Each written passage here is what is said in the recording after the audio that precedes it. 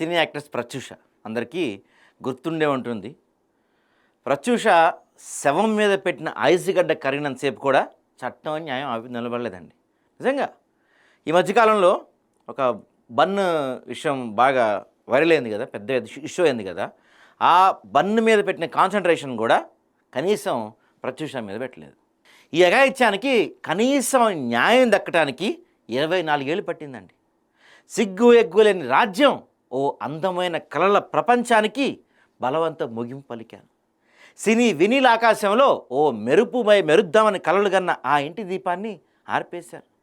కోటి దీపాలతో రంగుల ప్రపంచంలో అడుగుపెట్టిన ఆమెను అధపాతాలకు నెట్టేశారు. ఎవరిది? ప్రత్యూష తెలంగాణ ఆడబిడ్డ. ఆమె మీద పడి సంపన్న ఐశ్వర్యం నక్కల్లా పీక్కుతున్నారు. ఇందులో పోలీసులు, మంత్రులు, వాళ్ళ పిల్లలు, కార్పొరేట్ హాస్పిటల్స్, అందులో డాక్టర్లు అందరూ ఇందులో పావులే. ఆమెను అత్యంత కిరాతకంగా గ్యాంగ్ రేప్ చేసి నోట్లో విషం పోసి చంపి అందులో ఒక బకరాగా నిరిగించి మిగతా అందరూ దేశాలు వదిలి పారిపోయారు. ఆమె ప్రేమికుడిగా చెప్పబడుతున్న మనిషి చావలేదు, కానీ ఆమె మాత్రం చంపబడింది. ఇందులో చట్టం తన పని తాను సహజంగానే చేసుకుంటూ ఉంది. కొంతమంది అంటారు చట్టం సంపన్నుల చుట్టం అంటారు. నిజంగానేమో అనిపిస్తుంది కొన్ని సందర్భాల్లో. కానీ ప్రత్యూష శవం మీద పెట్టిన ఐసుగడ్డ కరిగినంత సేపు కూడా న్యాయం పాపం ప్రత్యూష వైపు నిలవలేదు.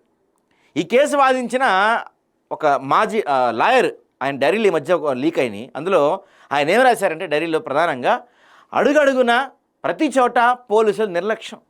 2022 ఫిబ్రవరి 23 జరిగిన ఈ ఘటన 24న మహాఘనత వహించిన కేర్ హాస్పిటల్కి తీసుకెళ్లారు. ఆమె ఒంటి మీద 13 చోట్ల గాయాలున్నాయని ఫోరెన్సిక్ నిపుణుడు చెప్పాడు.